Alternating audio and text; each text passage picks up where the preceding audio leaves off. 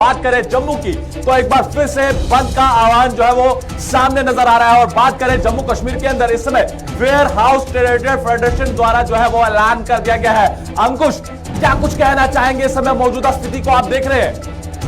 सभी का बहुत बहुत स्वागत है। मैं हूं अंकुश शर्मा। एक दफा फिर से ये ऐलान किया जा रहा है कि जम्मू बंद है और कल जम्मू बंद रहने जा रहा है। बड़ी खबर इस समय की सामने आ रही है। ग्राउंड से हमारे साथ हमारे संवाददाताओं को भी जोड़ेंगे और जानने की कोशिश करेंगे कि आखिरकार जम्मू बंद क्यों है। इससे पहले आपने देखा कि किस तरह से जम्मू बंद बुलाया गया था वकीलों की ओर से, जिसमें बार एसोसिएशन का समर्थन मिला, जिसके साथ साथ चैम्बर ऑफ कॉमर्स का समर्थन मिला। एक तरफ युवा राजपूत इस समय सड़कों पर बैठे हैं और अब एक दफा फिर से ये खबर सामने आ रही है कि जम्मू कल बंद हो सकता है। अब बड़ी खबर क्या वजह रहने वाली है अंकुश? फिर से जम्मू बंद की आह्वान जो है वो एक बार फिर से ट्रेडर फेडरेशन वेयर हाउस की तरफ से आवाज निकली है, क्योंकि ग्राउंड जीरो पर इस समय रितिका मौजूद है। हालांकि वहां पर धरना प्रदर्शन किया जा रहा है। वजह क्या है? क्योंकि जम्मू कश्मीर की बात करें तो इस वक्त की जो बड़ी जानकारी हमारे इस समय दर्शकों को देने की कोशिश कर रहे हैं, एक बार फिर से बंद का आह्वान जो है वो उसकी आवाज बुलंद होती हुई नजर आ रही है। ये आवाज जो है वेयर हाउस ट्रेडर फेडरेशन की बात करें तो उनके द्वारा की गई है। आखिर क्यों की गई है? ग्राउंड जीरो पर इस समय रितिका मौजूद है, उनसे जानकारी लेना चाहेंगे कि आखिर कारण क्या हुआ है, वजह क्या रही है। और इससे पहले आपने देखा कि अंकुश ने पूरी जानकारी दी कि बार एसोसिएशन ने बंद का आह्वान दिया था और बंद हालांकि मिला जुला असर जो है वो जम्मू के अंदर देखने को मिला था। जी अंकुश, बिल्कुल अनिल, और कल का बंद बहुत ज्यादा महत्वपूर्ण भी हो सकता है क्योंकि इस बार वेयर हाउस की तरफ से बंद बुलाया गया है। और ये किस तरह का बंद रहने वाला है अनिल, अनुमान अभी से लगाया जा सकता है, लेकिन हमारे ग्राउंड रिपोर्टर्स इस समय चप्पे चप्पे पर मौजूद हैं।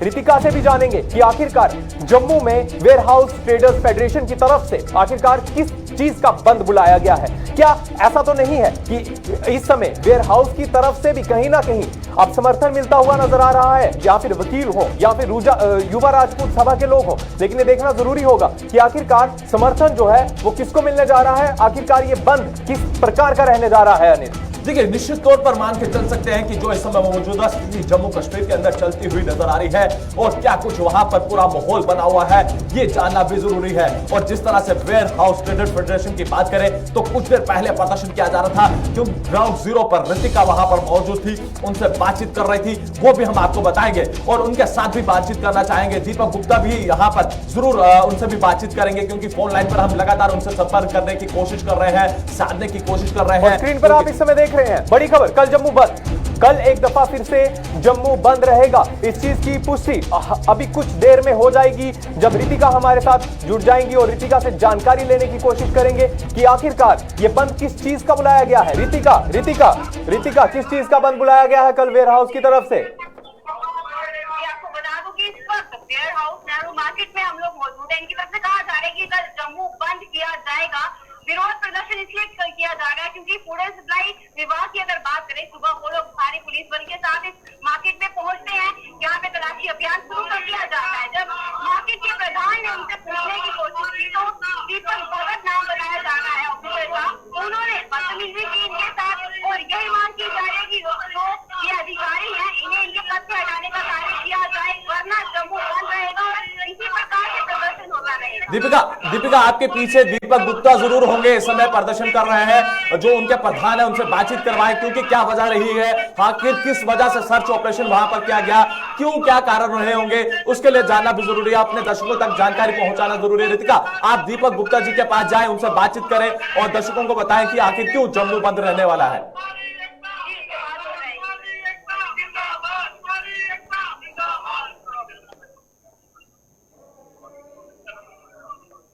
रितिका, कोशिश करें कि जो आपका फ्रेम है वो काफी ज्यादा डार्क है।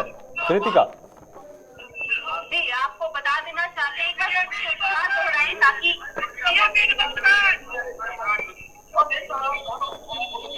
रितिका दीपक गुप्ता जी से बातचीत कीजिए। रितिका, दीपक गुप्ता से बात करें, क्योंकि उनसे बात करें, जानिए कि क्यों आखिर जम्मू बंद रहने वाला है, क्या वजह रही है। हालांकि यहाँ पर सर्च ऑपरेशन किया गया जिस तरह से आप बता रही हैं। आपसे जानना चाहेंगे, जम्मू बंद का आप ऐलान कर रहे हैं, क्या कुछ वजह है जिसको लेकर आप जम्मू बंद का ऐलान कर रहे हैं? देखो, जिस तरह से आज व्यापारी जो है सम्मान की बात थी, आज विपिन भगत जी जबरदस्ती हमारी दुकान पे, मेरे मेंबरों की दुकान पे घुसे और पुलिस बल के तानाशाही और हमारे व्यापारियों के ऊपर थी। और हमने जो जब ये उनसे पूछा कि क्या बात है, इन्होंने बोला कि नहीं यार पूरे वेयर हाउस की चेकिंग होगी। तो बोला, मैंने बोला जब अगर सामान की बात है तो हम जो है दुकानें बंद करके आज सड़कों पे बैठे हैं। अभी 1 घंटे के अंदर हम पुल के ऊपर मार्च कर रहे हैं और तमाम ऑर्गेनाइजेशन जो है आ रही है और मुझे उम्मीद है और शाम को मीटिंग करेंगे और मुझे लगता है कल हम जो है जम्मू बंद का ऐलान करेंगे। रितिका, इनसे पूछिए कि जब छानबीन हुई उसके बाद क्या कहा गया आपको? जब छानबीन हुई उसके बाद क्या कहा गया प्रशासन की ओर से इनको?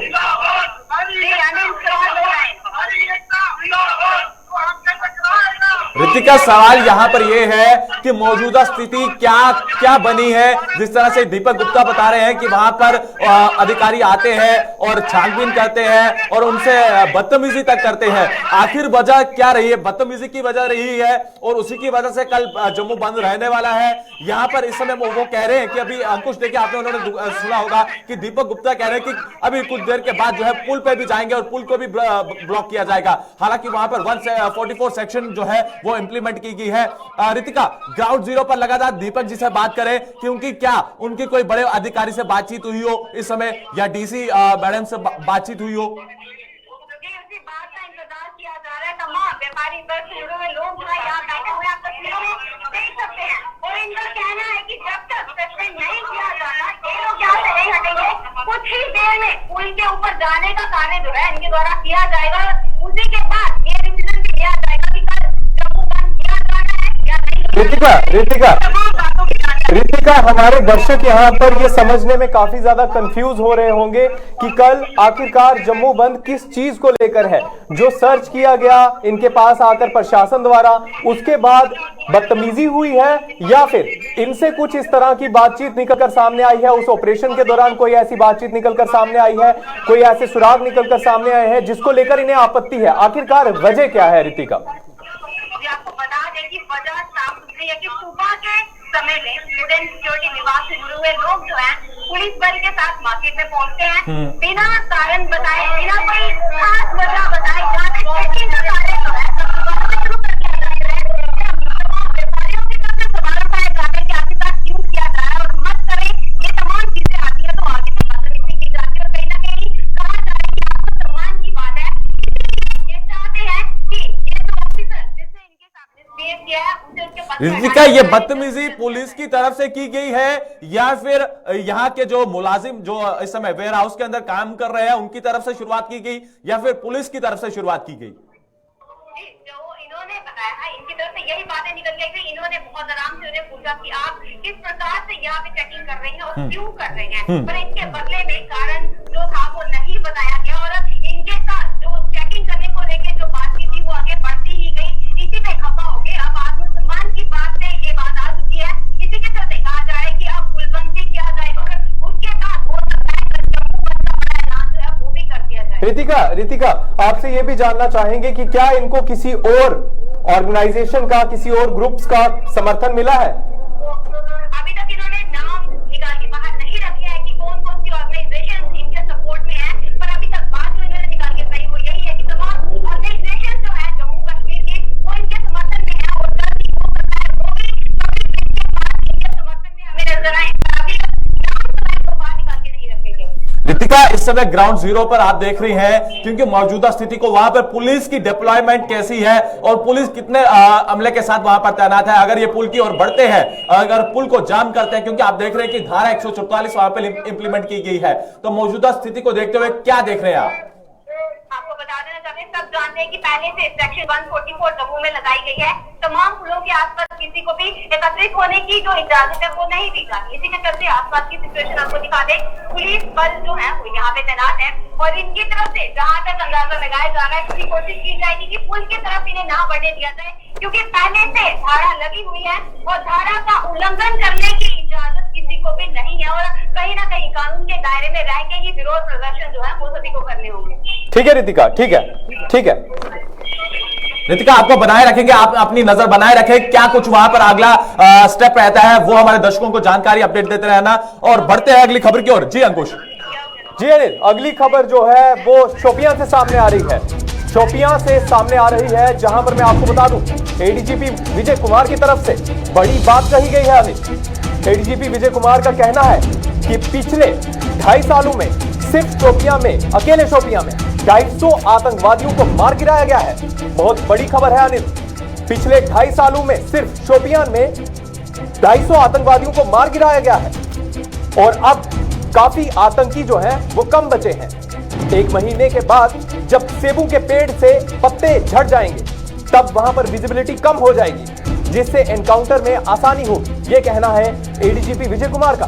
देखिए, अमूमन अगर हम बात करें कश्मीर घाटी के अंदर से लगातार आतंकियों का एक एक कर जो है वो सफाया किया जा रहा है और बीते 2.5 वर्षों की अगर हम बात करते हैं तो 150 से ज्यादा शोपियां, सिर्फ आप अंदाजा लगा सकते हैं कि शोपियां के अंदर से 150 आतंकियों का सफाया करना, एक गढ़ से शोपियां के अगर इलाके का बात करते हैं तो जो यहां पर एक बड़ा गढ़ माना जाता है और उसको लगातार नष्ट और नाबूद हमारे सुरक्षा कर्मी कर रहे हैं, हमारी जम्मू कश्मीर पुलिस कर रही है, हमारे एसओजी विंग जो इस समय अगर आपको बता दें कि लीड करती हुई नजर आती है, वहां पर राष्ट्रीय राइफल हो, सीआरपीएफ के जवान हो, हमारी भारतीय सेना हो, लगातार आतंकियों का कश्मीर घाटी से एक एक कर जो है वह सफाया कर रहे हैं। अंकुश, आप मान के चल सकते हैं कि 2.5 साल के भीतर 100 से ज्यादा, हालांकि जिस तरह से 150 की संख्या बताई जा रही है और 150 की संख्या में सिर्फ शोपियां से आतंकियों का सफाया होना कितना बड़ा एक आंकड़ा देखते हैं। देखिए अनिल,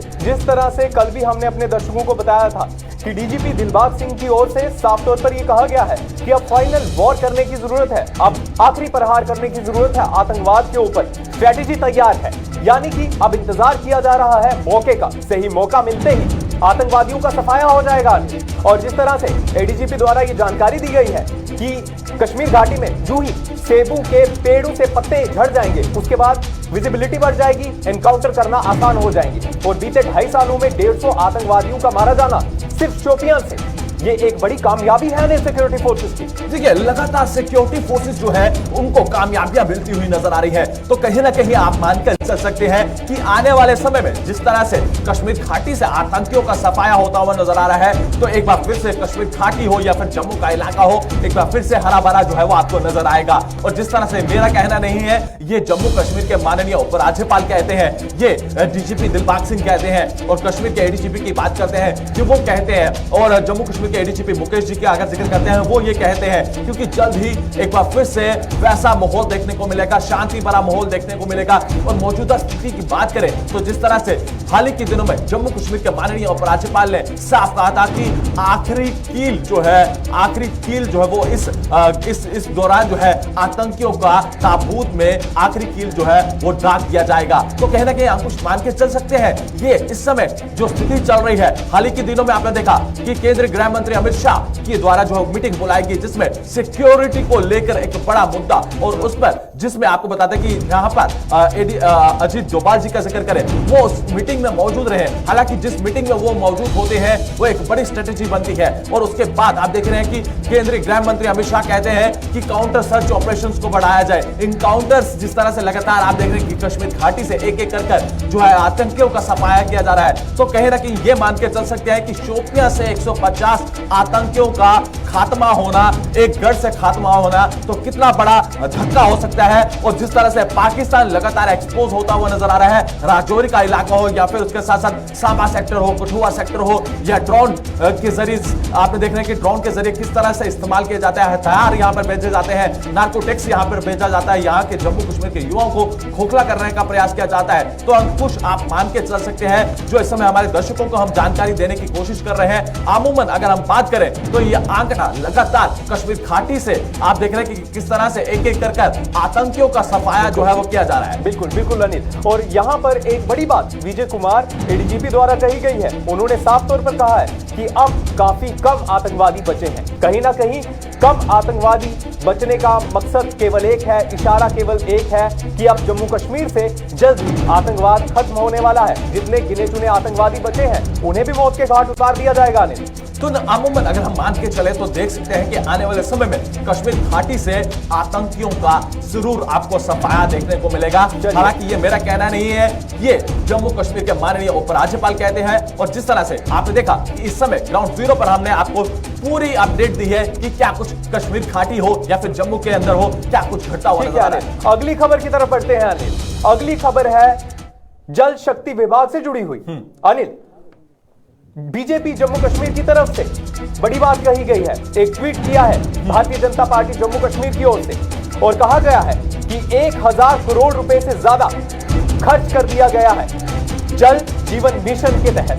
जल जीवन मिशन को सक्सेसफुल बनाने के लिए 1000 करोड़ रुपए से ज्यादा का खर्चा हो चुका है, ये ट्वीट करके जानकारी दी गई है। और जिसमें उन्होंने ये भी बताया है कि ये आंकड़ा जो है 2019 के बाद का है, यानी कि 2019 के बाद 1000 करोड़ रुपए खर्च कर दिए गए हैं, जिसमें जल जीवन मिशन को सक्सेसफुल बनाने के लिए 2019 तक 5,75,466 कनेक्शन थे और 2022 तक, 2019 से लेकर 2022 तक 10,62,885 कनेक्शन जुड़ चुके हैं, जिनके घरों में नल लग चुका है, यानी कि डबल आंकड़ा हो चुका है। देखिए अंकुश, अगर डबल आंकड़ा हुआ है तो आप अमूमन मान के चल सकते हैं कि जिस तरह से ये ट्वीट करके जानकारी दी गई है बीजेपी के ट्विटर हैंडल पर, अगर आप जाएंगे और वहां पर ये पूरी जानकारी स्पष्ट की गई है, तो अमूमन अगर आप देखें कि क्या आम जनता के घर में नल लगा है, क्या आम जनता के घर में पानी पहुंच रहा है, क्योंकि इस समय जल शक्ति विभाग की बात करते हैं या जल जीवन की बात कर रहे हैं, जिस तरह से उसके माध्यम से बताया जा रहा है कि 1000 करोड़ रुपया जो है उसकी लागत जो है वह लगा दी गई है, हालांकि 2019 के बाद। तो अमूमन जिस तरह से आंकड़ा अंकुश ने बताया है, तो आप मान के चल सकते हैं कि आपके घर में जल लगा है, क्या जल है या उसका कनेक्शन लगा है, क्या आपके घर में पानी आ पा रहा है, क्योंकि इस समय डेली वेजेस की बात करें, पीएचई डेली वेजेस की बात करें, तो वो इस समय स्ट्राइक पर है, धरना प्रदर्शन पर है। क्या आम जनता हमें बताती है कि एक दिन, 2 दिन, 3 दिन, 5 दिन जो है घर में इस समय पानी आ चुका है और पानी इस समय नहीं यहां पर पहुंच रहा है, तो कहीं ना कहीं अमूमन आप मान के चल सकते हैं क्या आपके घर में पानी पहुंच पा रहा है। और मौजूदा स्थिति की अगर हम बात करते हैं, क्या मौजूदा स्थिति के अंदर आपके घर में इस समय ये जो आंकड़े बताए जा रहे हैं, क्या ये आंकड़े सही है, धरातल पर लागू है या नहीं है? सरकार का कहना है 2019 से लेकर 2022 तक ये आंकड़ा डबल हो चुका है कि लोगों के घर नल का कनेक्शन लग चुका है, लेकिन इस समय पीएचई डेली वेजेस सड़कों पर है। कई लोग इस समय परेशान हैं पानी की दिक्कत को लेकर और इस समय लोगों के घर में पानी नहीं आ रहा है। अनिल, पिछले एक हफ्ते से लोग परेशान हैं क्योंकि इस समय प्रदर्शन चल रहा है डेली वेजेस का। और बस सुलिंदर अब हमारे साथ जुड़ जाएंगे, जल्दी से सुलिंदर से जानकारी लेंगे कि आखिरकार वो इस खबर को किस तरह से देख रहे हैं और ग्राउंड पर क्या हाल है, क्या लोगों के घर पे पानी आ रहा है या नहीं।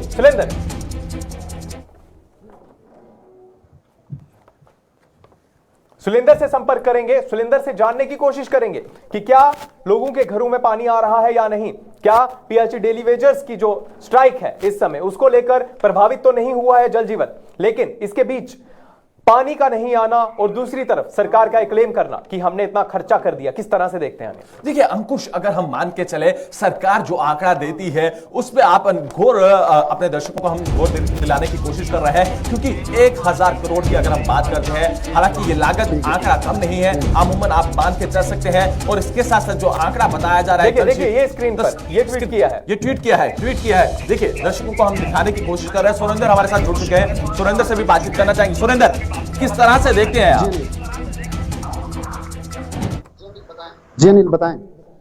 सुरेंद्र, जिस तरह से सरकार की तरफ से ट्वीट करके ये आंकड़ा बताने की कोशिश की गई है कि 2019 तक 5 लाख कुछ हजार हमारे पास पानी के कनेक्शन थे लोगों के घरों में और 2022 तक ये बढ़कर 10 लाख के पार जा चुके हैं, लेकिन जमीनी हकीकत क्या है, क्योंकि इस समय पीएचई डेली वेजर्स का भी प्रदर्शन चल रहा है। सुरेंद्र जी अंकुश, आपको मैं बता दूं कि जिस तरीके से रूरल एरियाज के अंदर जो है बताया जाता है कि जो है कोई भी स्कीम की अगर हम बात करें, इसी स्कीम की नहीं कोई भी स्कीम की अगर हम बात करें, तो इम्प्लीमेंटेशन की अगर ग्राउंड रियलिटी पे जाकर हम देखते हैं तो कहने में कुछ और रियलिटी दिखने में कुछ और होती है। अगर मैं इस स्कीम की बात करूं जो जल जीवन है, ये 15 अगस्त को 2019 को जो है लॉन्च की गई थी, स्टेट्स के साथ मिलकर लॉन्च की गई थी। इंश्योर किया गया था कि इसमें रूरल एरियाज में हर घर पे जो है वो नल होना चाहिए, यानी कि हर एक को जो है पानी की सुविधा होनी चाहिए। लेकिन रियलिटी जो है वो गांव एरिया की ये है कि गांव में अभी भी बहुत सारे घर ऐसे हैं जहां पर नल नहीं है, जहां पर खुद से पैसे खर्च के लोगों ने जो है वो वहां पर लगाए हैं, वो कनेक्शंस वहां पर लगाए हैं। कहीं ना कहीं रियलिटी जो है वो अलग है।